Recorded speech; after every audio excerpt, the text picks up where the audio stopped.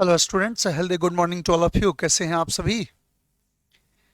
चलिए, आज हम लोग चल रहे हैं प्रोनाउन प्लस केस का सेशन 9, डे 9, जिसमें आज हम लोग जो केसेस पढ़ने जा रहे हैं वह केस प्रोनाउन बेस्ड होगा।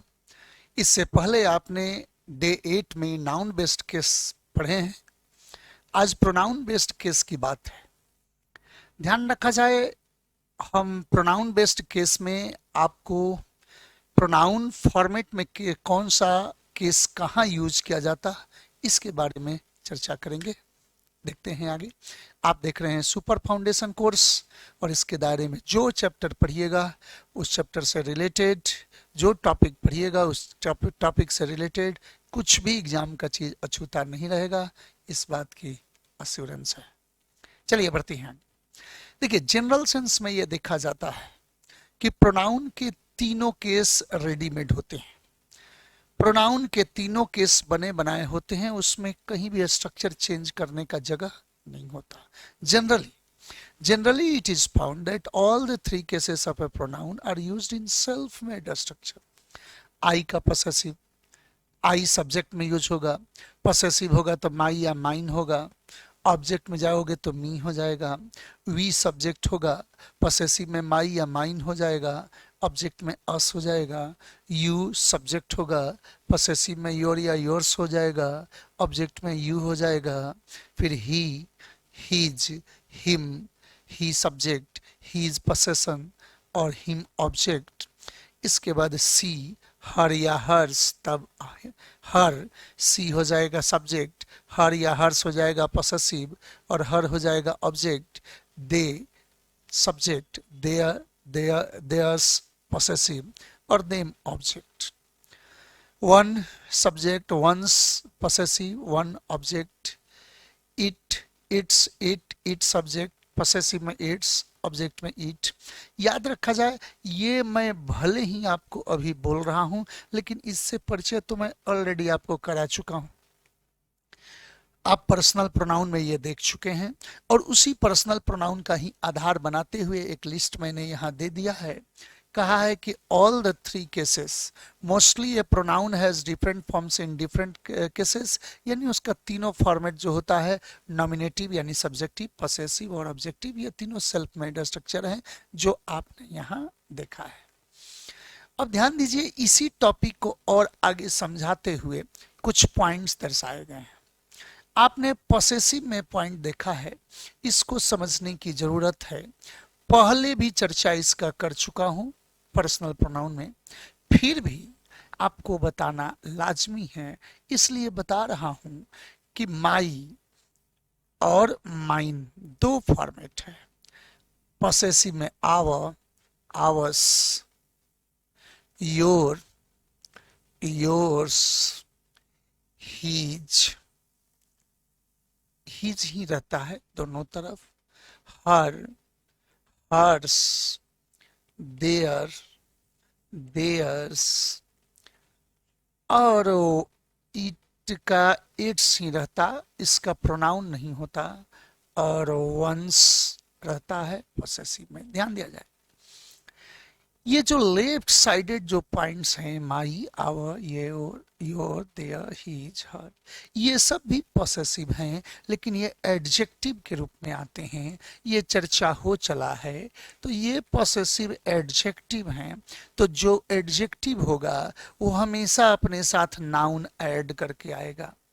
बिना नाउन का यह अकेला यूज नहीं हो सकता, यानी कभी भी ये वाक्य का अंतिम वर्ड भी तो नहीं हो सकता, क्योंकि अंतिम वर्ड तो नाउन होना चाहिए इसके रहने पर। सब्जेक्ट के रूप में भी यह यूज ऐसे नहीं हो सकता, ऑब्जेक्ट के रूप में भी यह नहीं हो सकता, बिना नाउन ये प्रयोग नहीं हो सकता। माई इज रेड नहीं, माई car is red. This is my नहीं, दिस इज माई कार। याद रखा जाए कि बिना नाउन का माई और आवर, देयर, हीज, हर जो लेफ्ट साइडेड है ये प्रयोग नहीं होगा। जबकि mine, ours, yours, theirs, his, hers जो देखे हैं ये पॉसेसिव हैं, लेकिन पॉसेसिव प्रोनाउन हैं। ये डायरेक्ट सब्जेक्ट के जगह पर भी आएंगे और ऑब्जेक्ट के जगह पर भी आएंगे। जो mine, ours, yours, theirs, hers, ये सब सब्जेक्ट ऑब्जेक्ट दोनों के जगह पर आएंगे। हाँ, इनमें भी याद रहे कि ये नाउन के प्रीसीडिंग के रूप में नहीं आएंगे, क्योंकि प्रीसीडिंग का जगह तो इनका है। जो लेफ्ट साइडेड आप देखे हैं, माई और आवर, देयर, हिज, है। जब अकेला यूज करना होगा तो आप माइन यूज करेंगे। सब्जेक्ट के रूप में यूज करना होगा तो माई नहीं माइन होगा, और नहीं तो माई और आवर, देयर यूज करोगे तो एक नाउन का होना आवश्यक हो जाएगा। या तो कहो कि माई कार इज रेड, और नहीं तो बोलो mine is red. Your pen is black, और नहीं तो योर्स इज ब्लैक। या तो कहिए कि आई लाइक योर पेन, और नहीं तो कह सकते हैं आई लाइक योर्स। यानी सब्जेक्ट के रूप में, ऑब्जेक्ट के रूप में अगर बात करना होगा तो ऐसी स्थिति में आप हमेशा प्रोनाउन यूज करें विदाउट नाउन। और नाउन ऐड करना हो तब तो एडजेक्टिव फॉर्मेट हो जाए। दिस कार इज माई, नहीं this car is mine. This pen is your, नहीं this pen is yours. Clear? ध्यान दीजिए, इसी टॉपिक को यहां पर आपको समझाया गया है। ध्यान दी, इसमें कह रहा है कि my, our, your, his, her, their, its का प्रयोग पॉसेसिव एडजेक्टिव के रूप में होता है। यह अतः ये अपने बाद बिना नाउन ग्रहण किए नहीं आते, यानी जब भी आते हैं तो नाउन लेकर आते हैं। ध्यान दिया जाए। अब कह रहा है कि my job is very difficult. My job noun के पहले ठीक है। I like your job noun के ठीक पहले योर सही है। जबकि यहीं पर पॉइंट आ रहा है कि माइन, आवर्स, योर्स, थर्स, देयर्स का प्रयोग पॉसेसिव प्रोनाउंस के रूप में होता। अतः ये वाक्य का सब्जेक्ट भी बन सकते हैं और वाक्य का ऑब्जेक्ट भी बन सकते हैं। यही तो बात मैं बताया था, ध्यान रखा जाए। लेकिन कह रहा है क्या, अथवा ऑब्जेक्ट के रूप में प्रयुक्त होते हैं, साथ ही ये नाउन्स के तुरंत पहले नहीं आते। तो नाउन के तुरंत पहले तो आने का पार्ट वो ऊपर वाला जो बताए हैं, माई और आवर, देयर है, तो ये नाउन के ठीक पहले नहीं आते। ध्यान दे, दिस पेन इज योर गलत होगा, बनेगा दिस पेन इज योर्स। क्योंकि योर यदि आता तो आगे नाउन ग्रहण करता, और यदि नाउन नहीं है तो हमें योर नहीं योर्स लिखना पड़ेगा। ध्यान दिया जाए, your car is black but my is red, mine is red, ये सही होगा। यह माई इज रेड कहना गलत कहलाएगा, माइन इज रेड होगा, क्योंकि आप वर्ब के पहले सब्जेक्ट के रूप में यूज कर रहे हैं। Your son is laborious but our is lazy नहीं, बल्कि आवर्स इज लेजी हुआ। यानी कहने का यह मतलब हुआ कि सब्जेक्ट के रूप में, ऑब्जेक्ट के रूप में बात कर सकते। देखिए, एक दो स्ट्रक्चर पर और विचार कीजिए। नाउन बेस्ड केसेस में भी आप देखे थे, एक स्ट्रक्चर आया था, ऑफ के स्ट्रक्चर के बाद आप जेनिटिव फॉर्म देखे थे।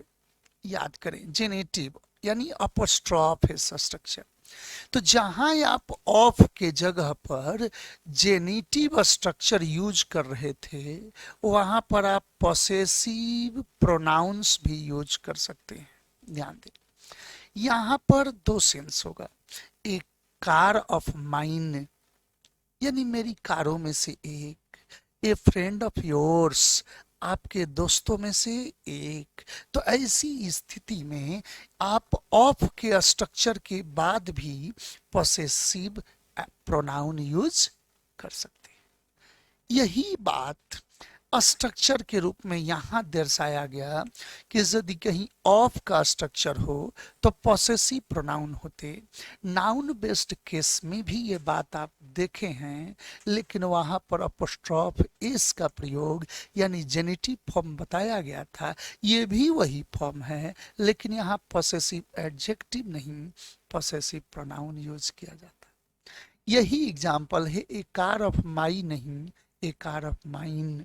आप कहते थे, देखे थे कि a house of my friends, यानी फ्रेंड में अपोस्ट्रॉफ एस लगता था तो नाउन का जेनेटिव था।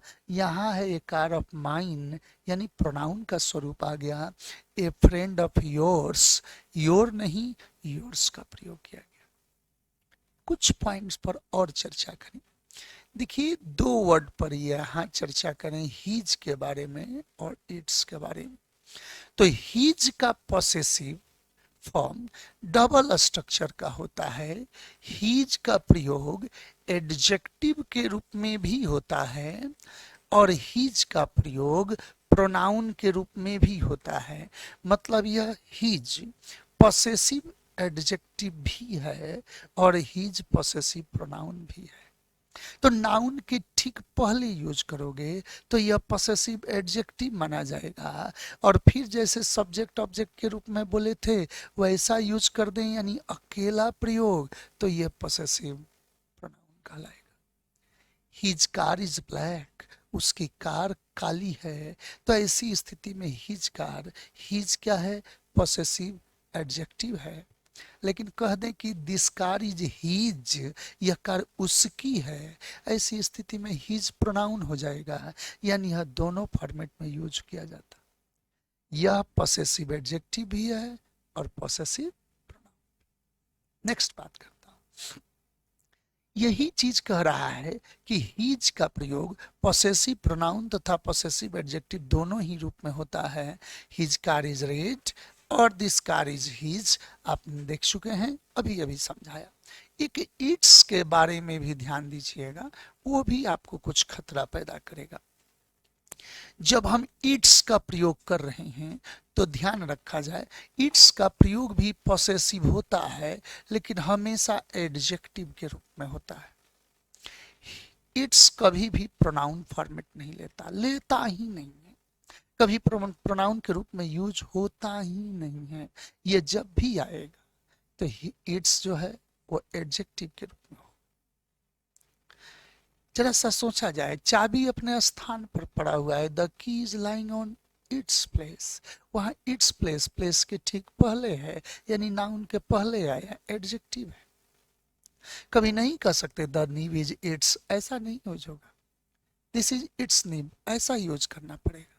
तो याद रखा जाए कि इट्स का प्रयोग बिना नाउन का नहीं होता। ऐसे इट्स के प्रयोग में एक चीज और धोखा हो सकता है, एस का और अपोस्ट्रॉफ एस का। तो जो ये इट्स है ये पॉसेसिव होता है, जबकि ये अपोस्ट्रॉफ एस जो है यह इट इज या इट हैज का शॉर्ट फॉर्म होता है। ऐसा मत समझ लीजिएगा कि ईट में अपोस्ट्रॉफ एस लगा दिए तो वह पॉसेसिव हो गया, नहीं। ईट में अपोस्ट्रॉफ एस लगाकर उसे इट इज का फॉर्मेट दर्शाया जाता या इट हैज का फॉर्मेट दर्शाया जाता। लेकिन ऐसे पॉसेसिव में बात करना हो तो इट्स ITS का स्ट्रक्चर अप्लाई किया जाता। ध्यान दीजिए,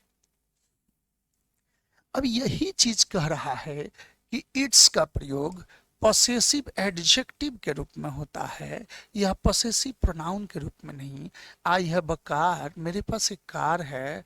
इट्स कलर, तो कलर नाउन हुआ, इसके पहले इट्स एडजेक्टिव मानेंगे तो इट्स कलर इज ब्लैक, कभी यह प्रोनाउन फॉर्मेट में यूज नहीं होता। देखिए, आगे जो चर्चा कर रहे हैं वो सब पॉइंट्स, सब रूल्स हैं जो कि एग्जाम में डायरेक्ट प्रकट होते।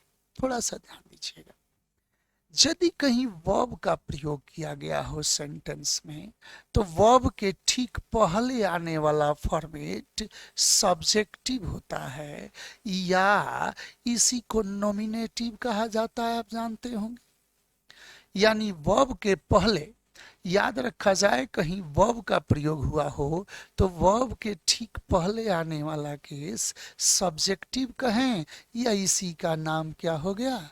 नॉमिनेटिव हो गया। ध्यान दें, Mohan and me play cricket, नहीं, प्ले वर्ब है, अतः उसके ठीक पहले मी नहीं आई का प्रयोग होना चाहिए। तो Mohan and me play cricket नहीं होगा, Mohan and I play cricket. अगर कहा जाए कि Rajesh and her decided to dance on the stage, तो राजेश एंड हर डिसाइडेड नहीं, राजेश एंड सी क्यों? क्योंकि डिसाइडेड वर्ब है और वर्ब के प्रीसीडिंग पार्ट में ऑब्जेक्टिव केस नहीं, यहाँ सब्जेक्टिव केस नॉमिनेटिव फॉर्म आना चाहिए। तो Rajesh and she decided to dance on the stage, यही पॉइंट यहाँ पर बताया जा रहा।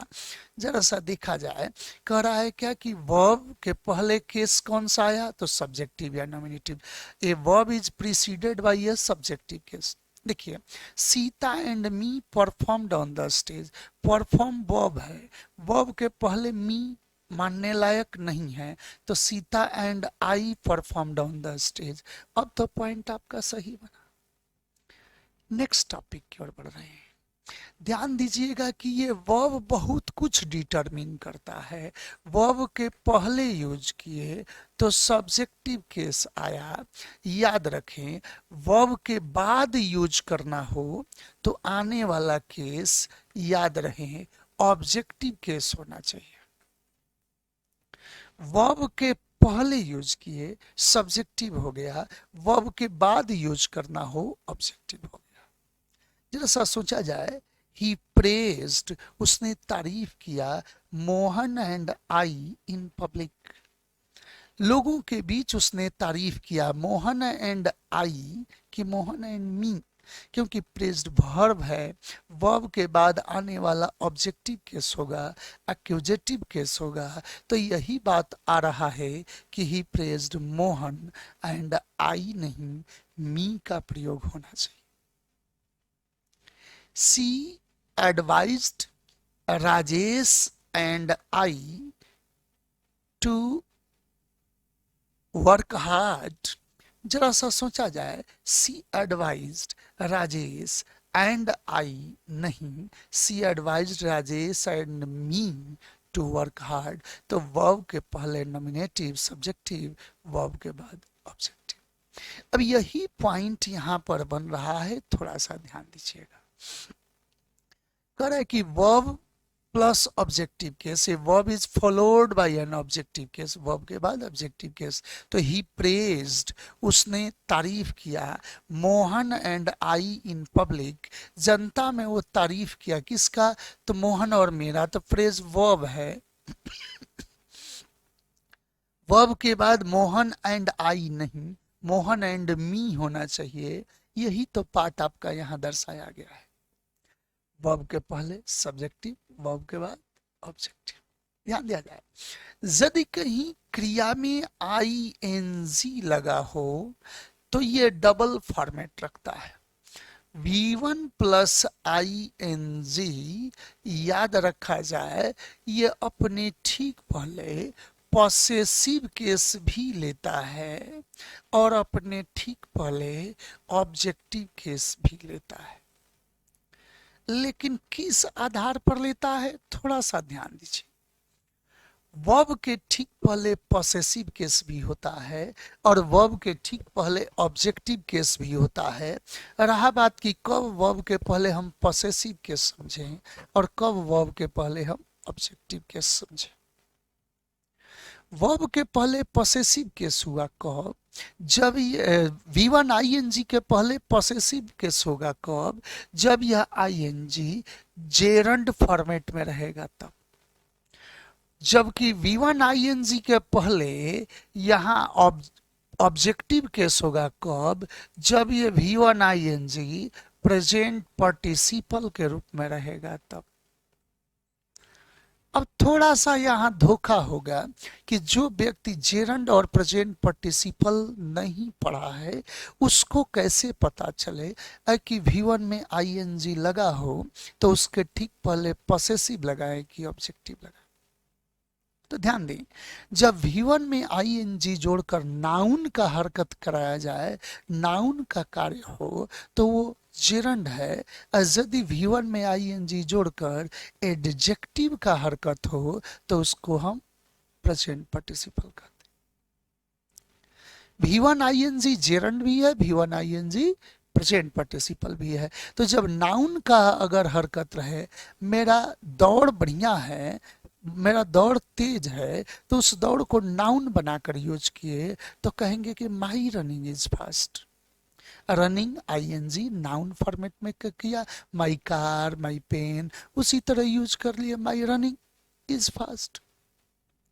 और जब भी कभी प्रेजेंट पार्टिसिपल का ऐसा फॉर्मेट आए जिसके पहले ऑब्जेक्टिव केस दिखाई देता हो, तो एक चीज याद रखिएगा कि यह कोई एक्शन कंटिन्यूड का बात करता है।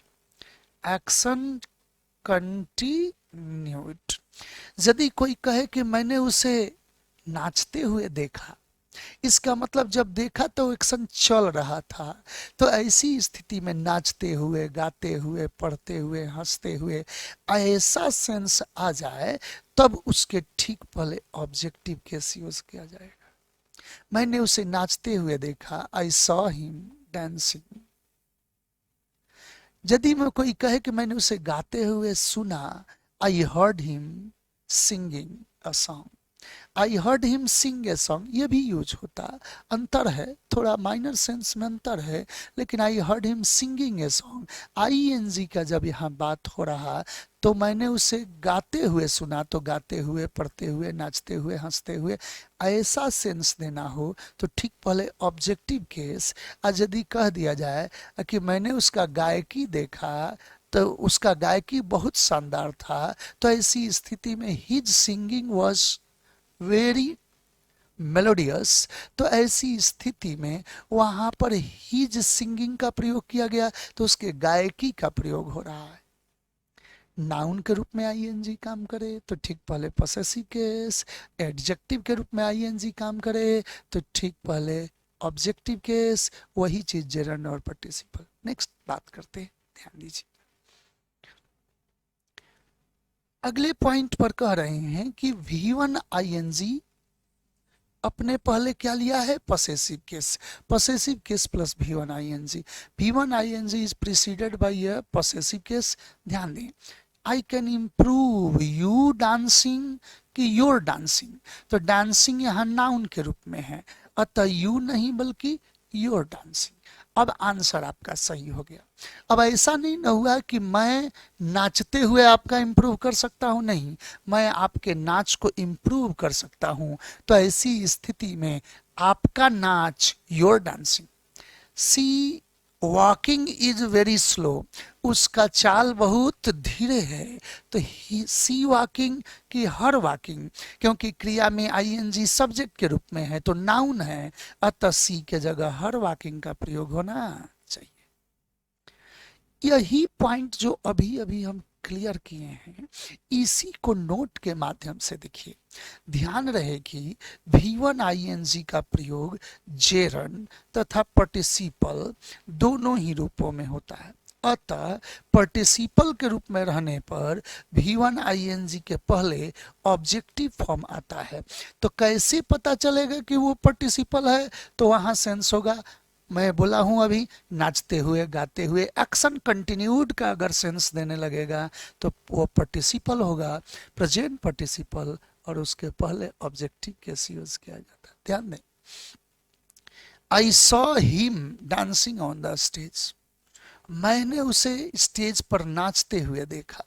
तो ऐसी स्थिति में आप देख रहे हैं कि यहाँ प्रेजेंट पार्टिसिपल है तो ऑब्जेक्टिव केस है। He noticed me writing a letter, उसने मुझे नोटिस किया पत्र लिखते हुए, तो याद रखा जाए कि मैं पत्र लिख रहा था तब नोटिस किया, तो मेरा एक्शन कंटिन्यूज था। ऐसी स्थिति में उसके पहले ऑब्जेक्टिव केस यूज किया गया। देखिए राइटिंग के पहले, आशा करते हैं ये पॉइंट आपका क्लियर होगा। ध्यान दें, बहुत बढ़िया पॉइंट ये है कि यदि कहीं प्रेपोजिशन का यूज हुआ हो, in, on, by, to, of, in, with in, बहुत कुछ, तो याद रखा जाए कि यदि कहीं प्रेपोजिशन का यूज हुआ हो तो प्रेपोजिशन के तुरंत बाद आने वाला केस ऑब्जेक्टिव होना चाहिए, यानी एक्यूजेटिव होना चाहिए। कह रहा है कि यह मेरे ऊपर निर्भर करता है कि मुझे क्या करना है। इट डिपेंड्स ऑन आई, नहीं, इट डिपेंड्स ऑन मी। कभी कभी ऐसा होगा कि जो केस अप्लाई करना हो उसे एक फॉर्मेट में नहीं, एक अकेले सब्जेक्ट ऑब्जेक्ट के रूप में नहीं, दो तीन और वर्ड डालकर उसे बीच में कर दिया जाता। तब कंफ्यूजन ज्यादा पैदा होता। It depends Mohan Sohan and I, it depends Mohan Sohan and I नहीं, it depends Mohan Sohan, it depends on, it depends on Mohan Sohan and I नहीं, it depends on Mohan Sohan and me. On preposition है, प्रेपोजिशन के बाद मोहन सोहन दोनों ऑब्जेक्ट है। चूंकि नाउन के रूप में तो सब्जेक्ट भी वही ऑब्जेक्ट भी वही, तो पता नहीं चलता। लेकिन जब उसी में प्रोनाउन इन कर गया तो वो प्रोनाउन आई नहीं मी फॉर्मेट में होना चाहिए। प्रेपोजिशन के तुरंत बाद केस ऑब्जेक्टिव होना चाहिए। देखिएगा यही पॉइंट यहां पर आपको दिख रहा है। He was playing with Mohan, तो विथ प्रेपोजिशन है, प्रेपोजिशन के बाद मोहन नाउन आया, तो नाउन आया जब प्रोनाउन, नाउन का तो सब्जेक्ट भी वही ऑब्जेक्ट भी वही, इसलिए पता नहीं चल रहा है कि वो किस फॉर्मेट में है, सब्जेक्ट की ऑब्जेक्ट। लेकिन जैसे ही प्रोनाउन की अगर एंट्री आ गई तो यह आई किस में बदल गया, मी में बदल गया। The letter was written by he नहीं बाई हिम होना चाहिए, क्योंकि बाई प्रेपोजिशन है और प्रेपोजिशन के बाद आने वाला केस ऑब्जेक्टिव एक्यूजेटिव फॉर्म होना चाहिए। नेक्स्ट बात करते हैं।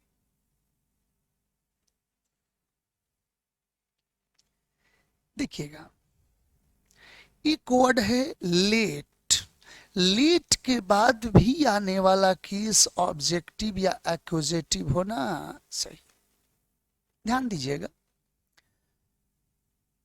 Late Mohan and I decide the matter clearly, let Mohan and I नहीं, लेट के बाद फिर मोहन का तो पता न चला कि सब्जेक्ट है कि ऑब्जेक्ट है, ऐसे है वहां ऑब्जेक्ट फॉर्म में। अब बताया जाए कि आई तो पता चल रहा है कि आई सब्जेक्ट, अतः लेट के बाद ऑब्जेक्टिव फॉर्म आना चाहिए। Let Mohan and me decide the matter clearly, ऐसी स्थिति में लेट मोहन एंड आई गलत, मोहन एंड। एक क्वेश्चन फेंक रहा हूं, लपकिए, ध्यान रखा जाए। आया था क्वेश्चन कि the principal ordered the gate keeper to let the students and I go inside. The principal ordered the gate keeper, the principal ordered the gatekeeper to let the students and I नहीं, to let the students and me go inside का प्रयोग होना चाहिए। यही point यहाँ पर कह रहा है कि let is followed by an objective case. Let Mohan and I play tennis नहीं, यहाँ आई को मी में बदलना पड़ा क्योंकि लेट के बाद केस ऑब्जेक्टिव होना चाहिए। आई कांट लेट ही गो नहीं, I can't let him go, जहां भी लेट आएगा उसके बाद केस ऑब्जेक्टिव होना चाहिए। नेक्स्ट बात करते हैं। देखिए एक पॉइंट और आ रहा है, इम्फैटिक संरचना में ईट के बाद ईज या वॉज का प्रयोग होता, इसके बाद भी आने वाला केस सब्जेक्टिव या नॉमिनेटिव होना चाहिए। धड़ल्ले से लोग उल्टा भी यूज करते हैं, ध्यान दें, इट इज मी नहीं, इट इज आई का प्रयोग होना चाहिए। मैं ही हूं जो ये सवाल बना सकता हूं, इट इज मी नहीं, it is I who can solve this question. वही है जो ये काम कर सकता है। इट इज हिम नहीं, इट इज ही का प्रयोग होना चाहिए। It is he who can do this work.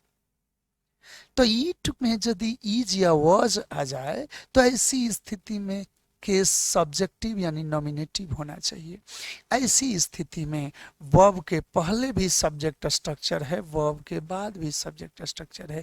पूरे अंग्रेजी में ऐसा दायरा वर्ब के ठीक पहले सब्जेक्ट ठीक पहले ऑब्जेक्ट दो ही जगह आता, एक एम्फैटिक में और एक इमेजिनेशन में, यानी अनरियल कंडीशंस। ध्यान रखा जाए।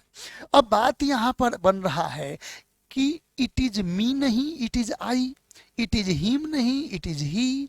कहीं कहीं किताबों में यहाँ पर मॉडर्न इंग्लिश में इट इज के बाद इट वाज के बाद ऑब्जेक्टिव केस भी प्रचलित है। It is me, it is him हो सकता है, लिखा जाता, बोला जाता। लेकिन जब कहीं एग्जाम की बात आएगी तो कभी इसको एक्सेप्ट मत कीजिएगा। इट इज ही का प्रयोग होगा, इट इज आई का प्रयोग होगा। कभी भी ऑब्जेक्टिव केस एग्जाम में एक्सेप्टेबल नहीं होगा। एक यहीं पर बात और छेड़ देता हूं जो इस टॉपिक में चर्चा नहीं भी है भी।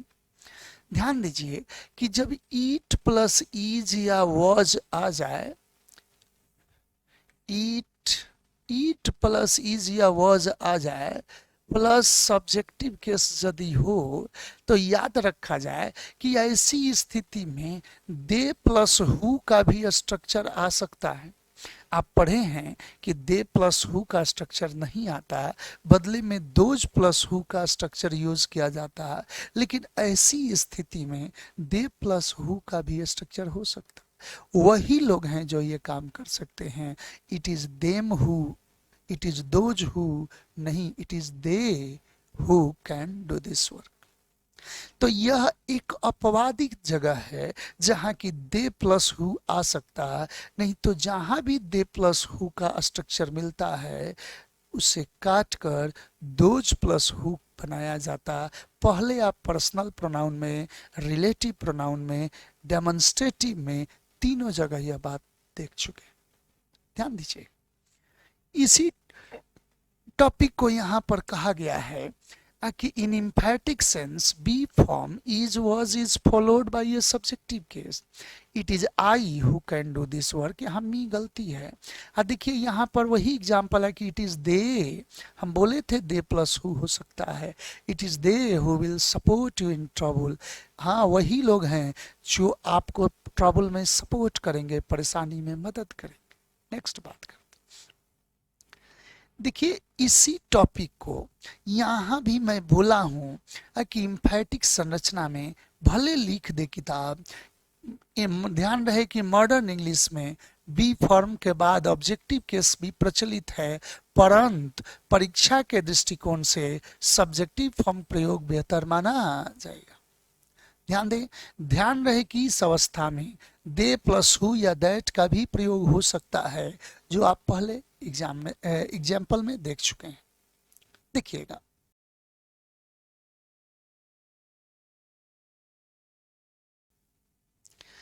एक और स्ट्रक्चर है जहां वर्ब के तुरंत बाद भी सब्जेक्टिव के साथ आता।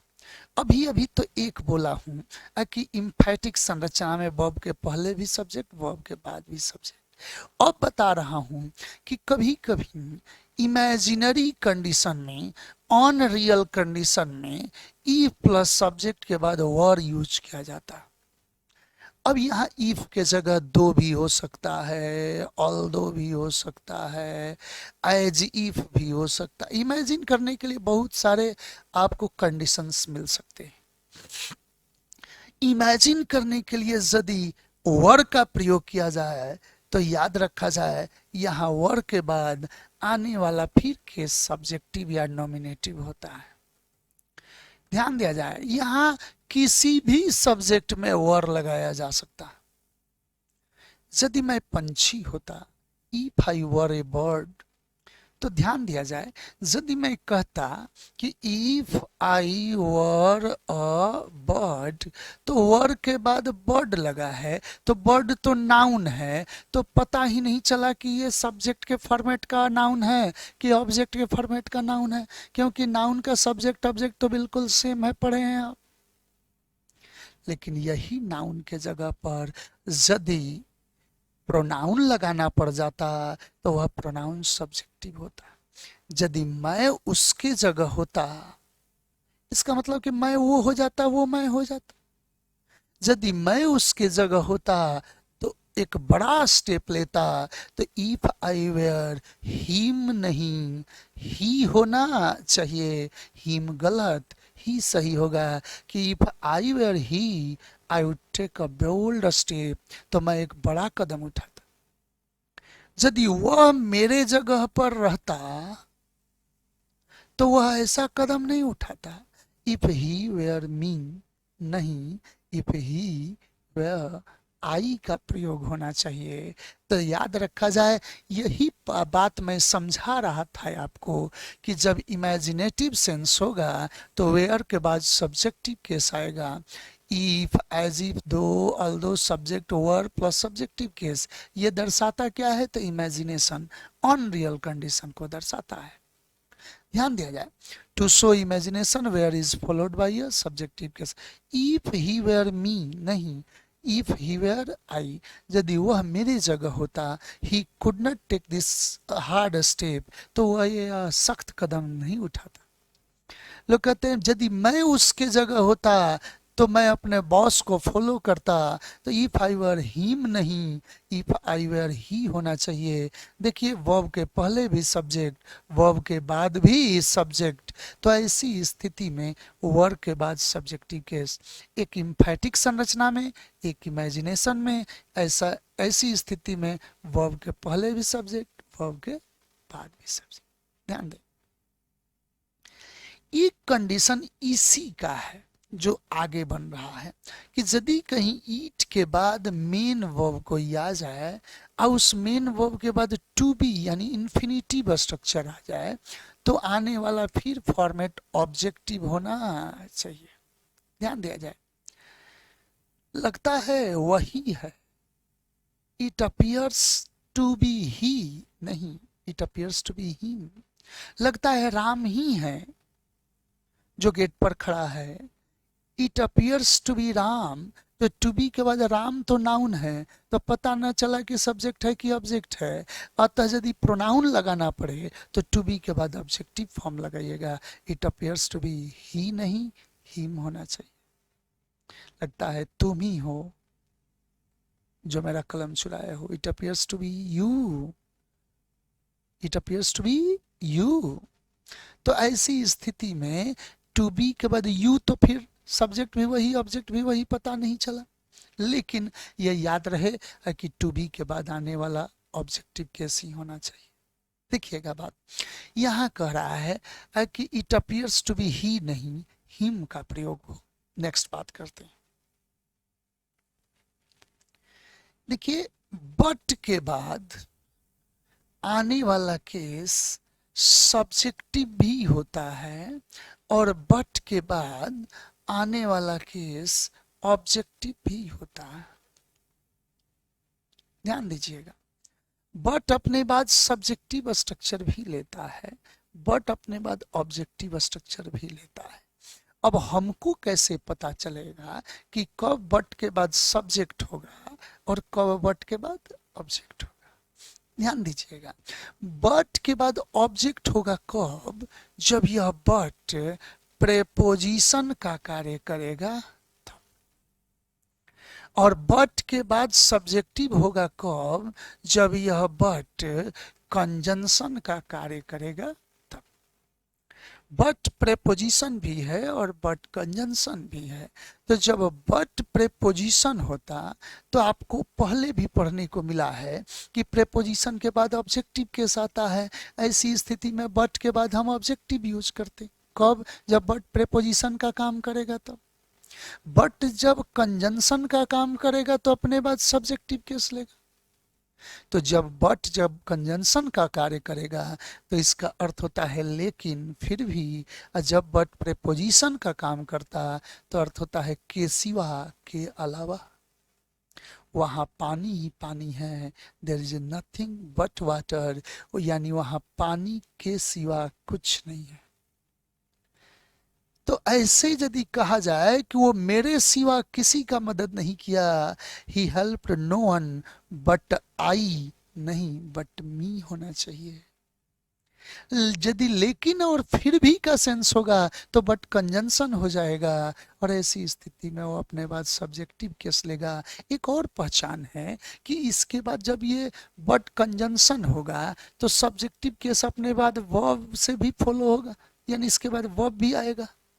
Ram is honest but me am dishonest, नहीं, I M dishonest.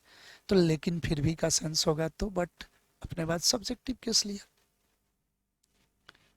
C danced but me sang, on the stage नहीं, but I sang on the stage. She danced but me sang नहीं, आई सैंग होगा।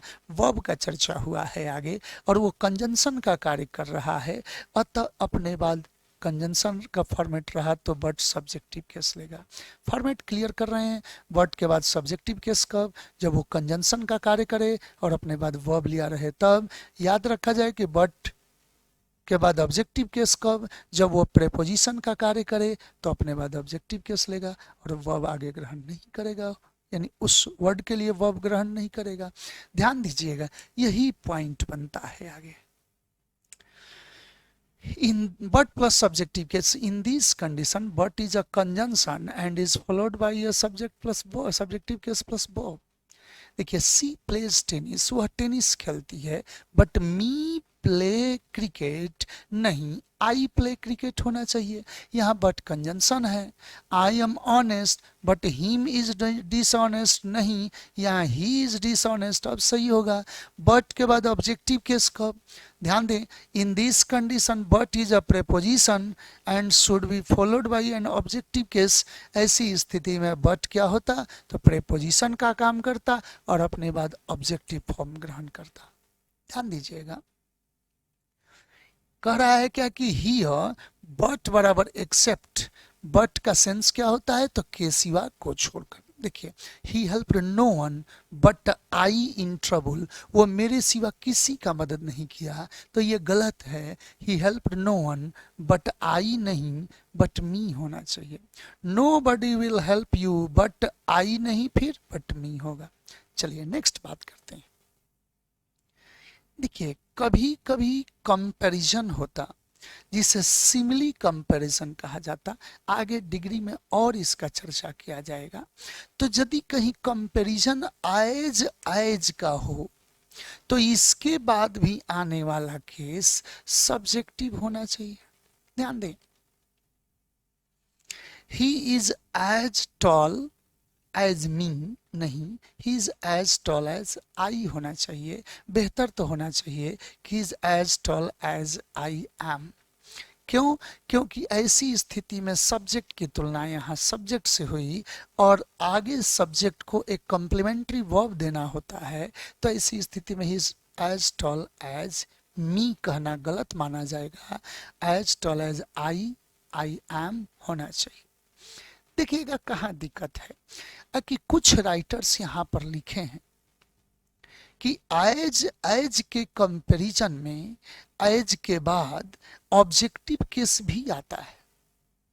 तो आप यूज बोलचाल में कर लीजिए, मॉडर्न इंग्लिश में यूज है, लेकिन याद रखा जाए कि बेहतर प्रयोग सब्जेक्टिव ही होना चाहिए। एग्जाम में आप सब्जेक्टिव को तरजीह देंगे और एक कंडीशन है कि यदि आगे वर्ब दिख गया एज का, तब तो नो डाउट सब्जेक्टिव ही होना चाहिए, क्योंकि वर्ब के ठीक पहले प्रीसीड फिर सब्जेक्ट करेगा। He is as tall as me I am, ऐसा तो नहीं होगा। आई एम दिख रहा है तो यहाँ आई ही होना चाहिए। एज एज के बाद जो सिमिली कंपैरिजन है, इसमें सब्जेक्टिव या नॉमिनेटिव ही फॉर्म आना चाहिए, याद रखा जाए।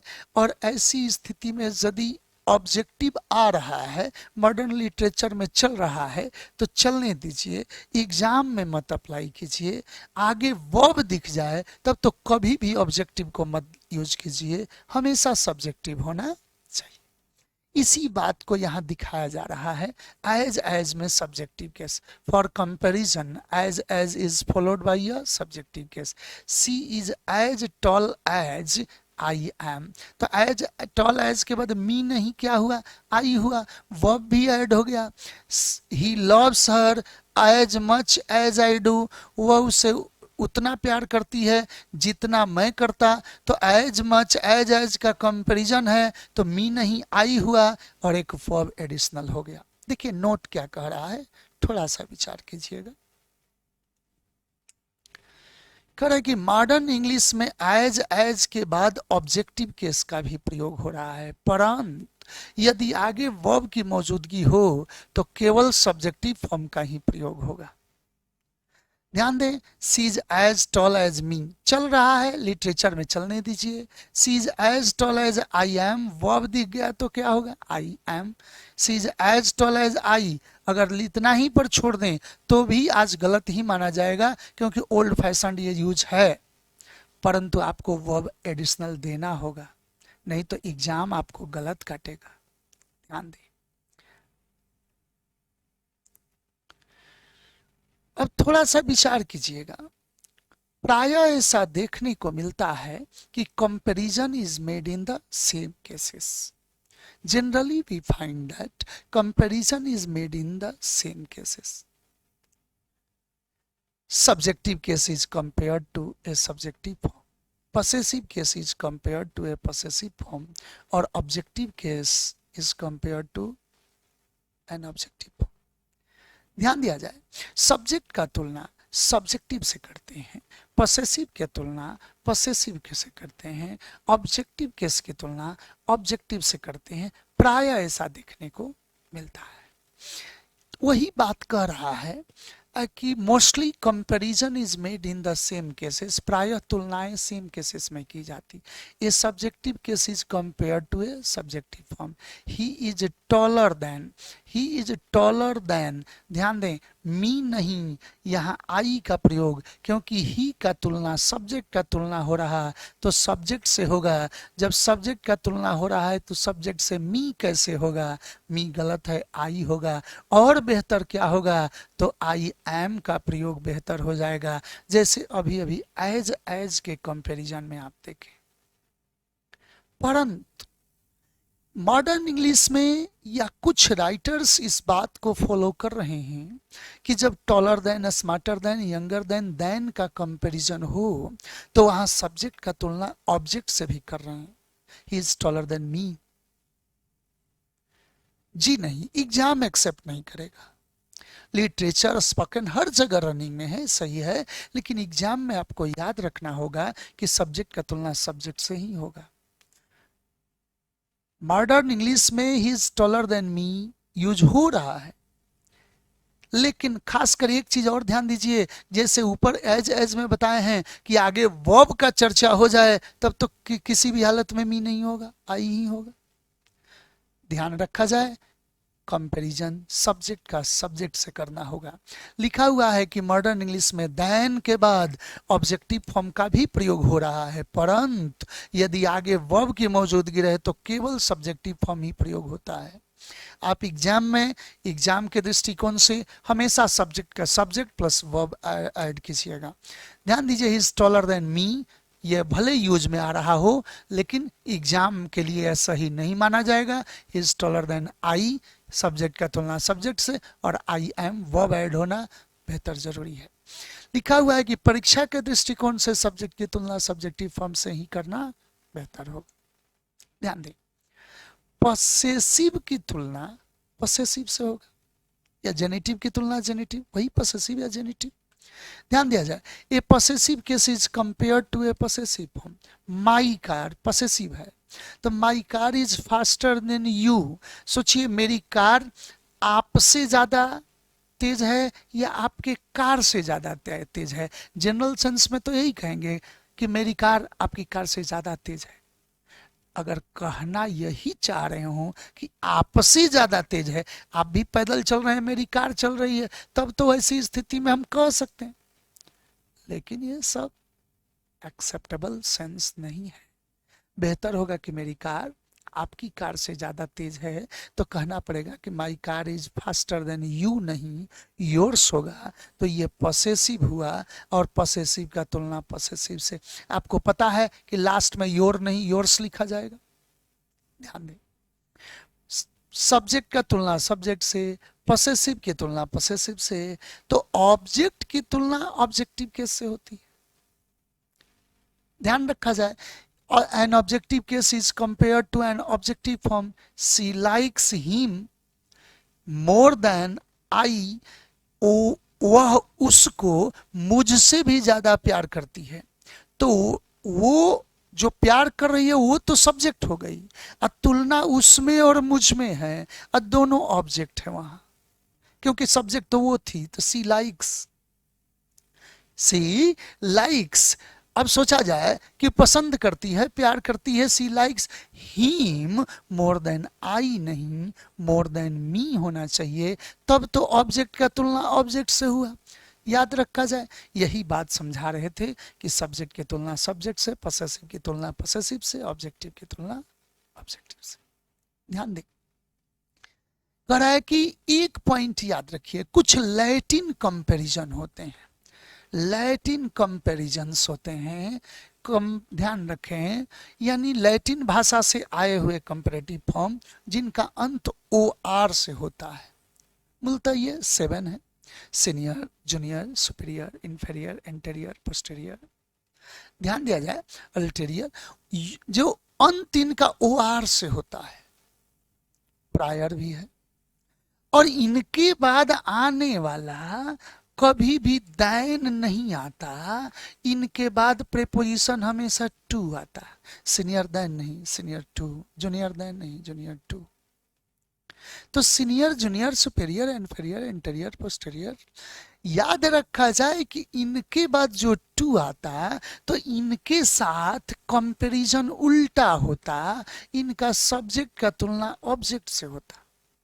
अगर मैं कहूं ही इज टॉलर देन, तो अब मी कहना गलती होगा, टॉलर देन मी कहना गलत होगा, यहां सही होगा आई एम। जबकि यही कह दें कि he is senior to, senior में देन तो पहले लगेगा नहीं, टू, तो अब सब्जेक्ट की तुलना ऑब्जेक्ट से होती है।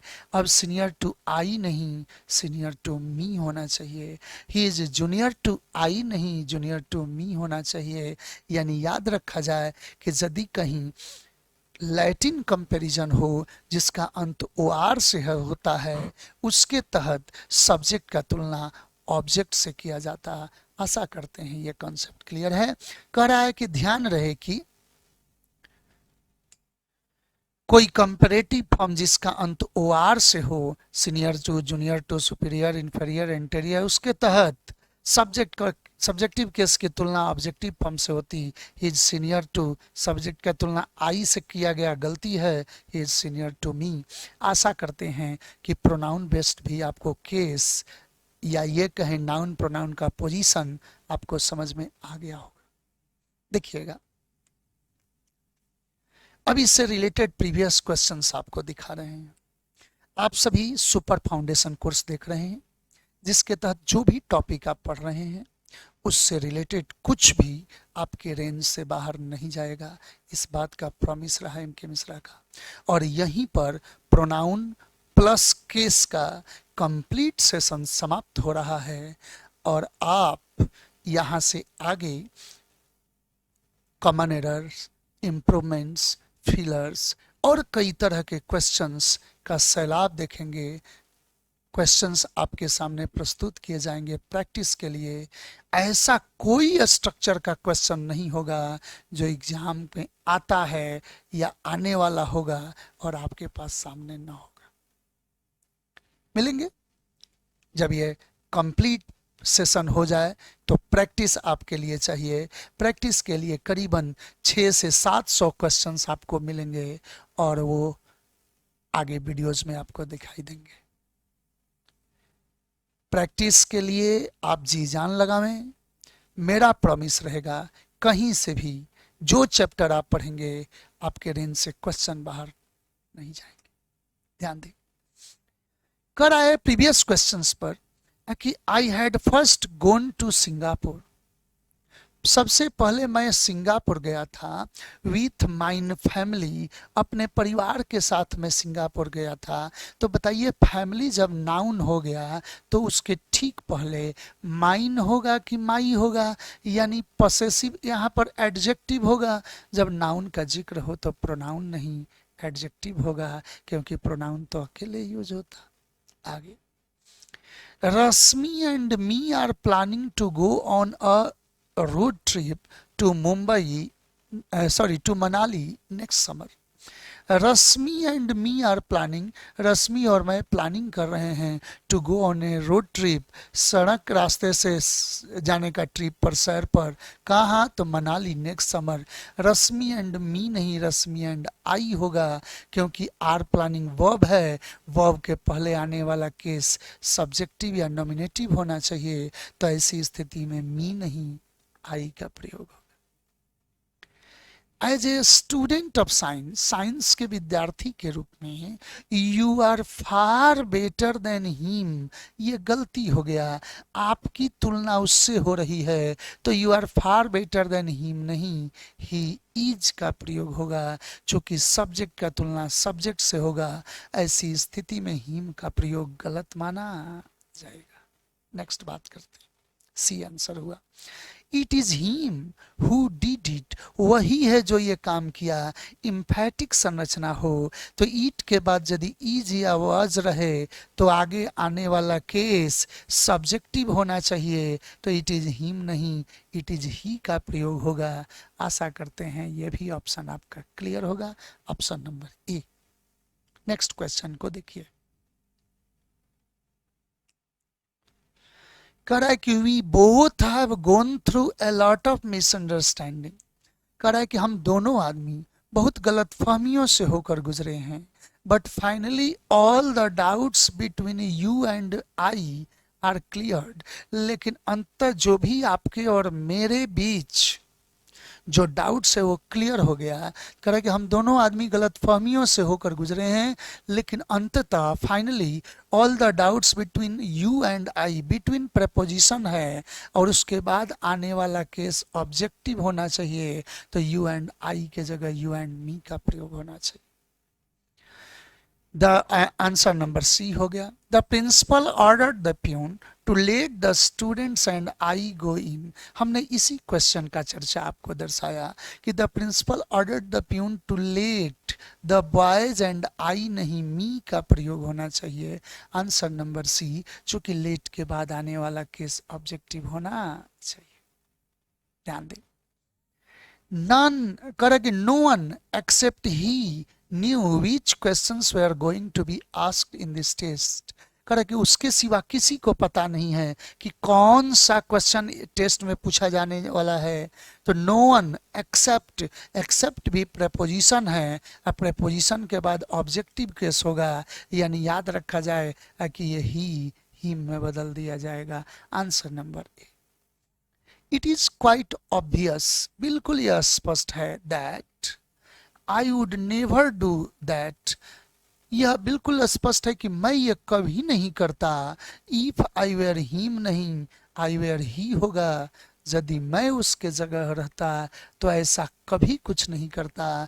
तो इमेजिन करने के लिए इफ आई लगा, वेयर लगा, तो वेयर के बाद सब्जेक्टिव केस या nominative case. Answer number D. She is as beautiful as me नहीं, सब्जेक्ट की तुलना हो रहा, सब्जेक्ट का तुलना सब्जेक्ट से होगा। याद करें सिमिली कंपैरिजन एज बोला हूं, तो यहाँ आई एम का प्रयोग होना चाहिए। Answer number C. Next,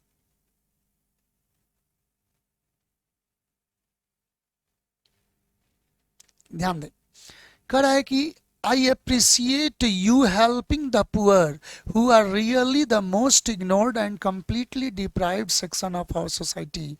I appreciate you helping, आपका मदद करने का अंदाज जो है मुझे पसंद आ रहा है, गरीबों को मदद, जो कि वाकई इग्नोर्ड क्लास हैं, कंप्लीटली वंचित हैं सामाजिक दायरा से।